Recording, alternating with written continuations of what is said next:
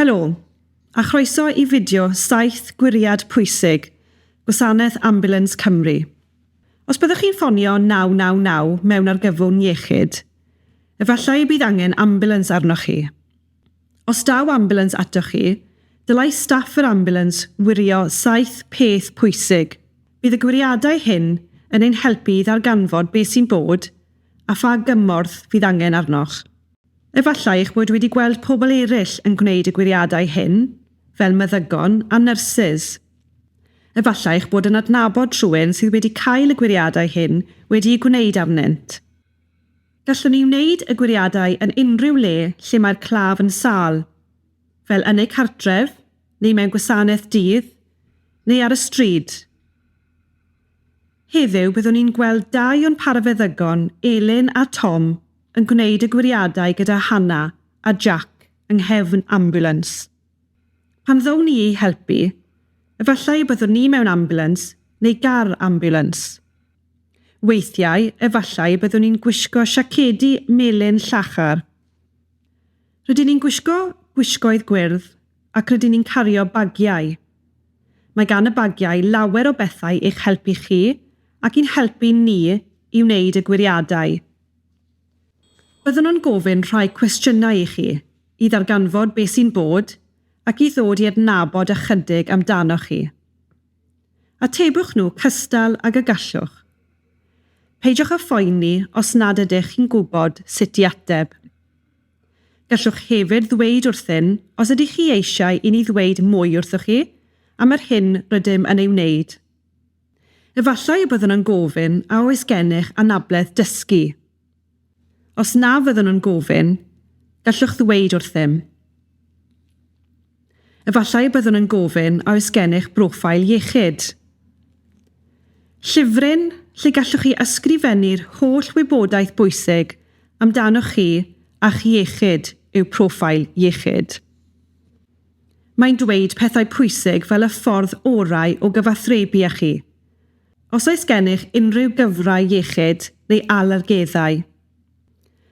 Gallwch ddangos eich proffail iechyd I unrhyw aelod o staff iechyd, enghraifft ein staff ambulans, nyrsys mewn ysbyty, neu'ch meddyg teulu. Gallwch gael proffail iechyd drwy chwilio am Broffail Iechyd Cymru neu drwy ddefnyddio'r ddolen sy'n dod gyda'r fideo hwn. Yna mae angen I ni wneud y gwiriadau gyda chi. Gallwn wneud y gwiriadau mewn unrhyw drefn. Heddiw, byddwn yn edrych ar y tymheredd yn gyntaf. Mae tymheredd yn golygu pa mor boeth neu oer ydych chi. Bydd staff yr ambulans yn defnyddio thermometer I wirio pa mor boeth neu oer ydych chi. Mae thermometer yn edrych fel hyn. Rydyn ni'n rhoi'r thermometer y tu mewn i'ch clust. Bydd yn bipio. Yna, byddwn ni'n ei dynnu allan. Bydd y rhifau ar y sgrin yn dweud wrthym pa mor boeth neu oer ydych chi. Mae pwysedd gwad yn golygu pa mor galed mae eich calon yn curo. Bydd staff yr ambulans yn defnyddio cyff pwysedd gwad I wirio pa mor galed mae eich calon yn curo. Mae cyff pwysedd gwaed yn edrych fel hyn. Mae sŵn rhwygo uchel pan fyddwn yn agor y cyff. Byddwn yn rhoi'r cyff o amgylch top eich braich.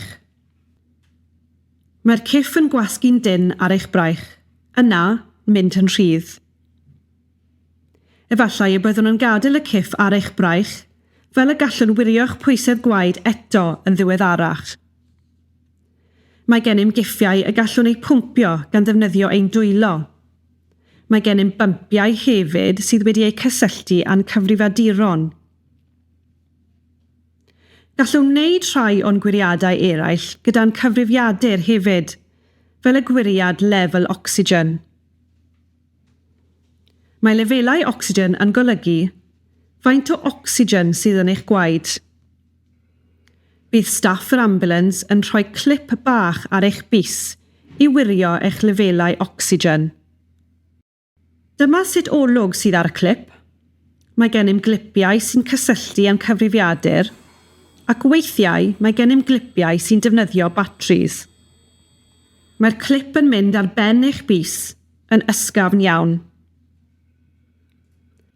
Mae angen i chi eistedd yn dawel tra bod y clip yn gwirio eich lefelau ocsigen. Mae'r rhifau ar y sgrin yn dweud wrthym faint o ocsigen sydd yn eich gwaed. Byddwn yn gwirio eich pwls. Mae hyn yn golygu pa mor gyflym mae eich calon yn curo. Bydd y clip bach ar eich bys hefyd yn gwirio eich pwls ar yr un adeg ac mae'n gwirio eich lefelau ocsigen. Gallwn hefyd wirio eich pwls gyda'n bysedd.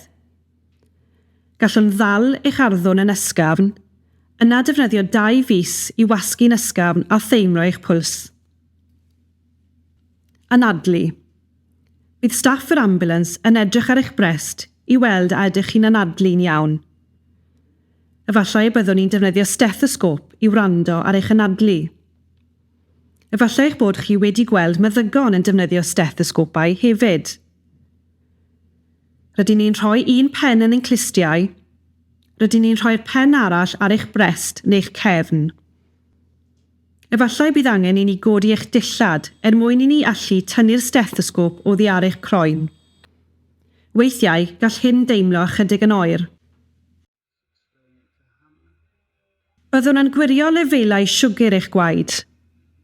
Mae hyn yn golygu faint o siwgr sydd yn eich gwaed.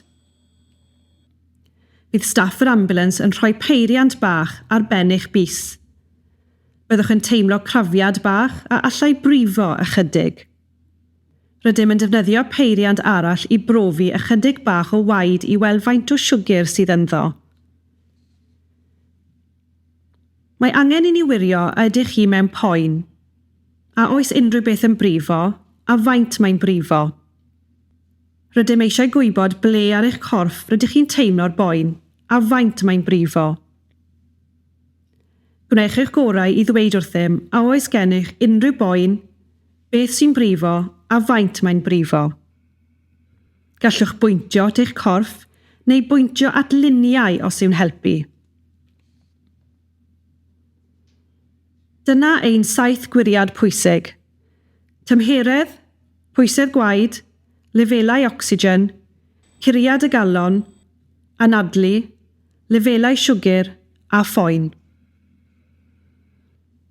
Efallai bydd angen i ni wneud pethau eraill i helpu i ddarganfod beth sy'n bod a sut i helpu. Enghraifft, efallai y byddwn yn teimlo'ch bol neu'n disglurio torch bach i edrych i mewn eich llygaid. Dylem bob amser ddweud wrthych chi beth maen nhw'n ei wneud a pham. Os ydych chi eisiau, gallwch ofyn i ni esbonio beth rydym yn ei wneud, arafu, neu ddangos i chi beth sydd angen i ni ei wneud. Gallem ddangos i chi sut rydym yn gwneud gwiriad trwy ei wneud ar rhywun arall yn gyntaf, fel y gallwch weld beth sy'n digwydd.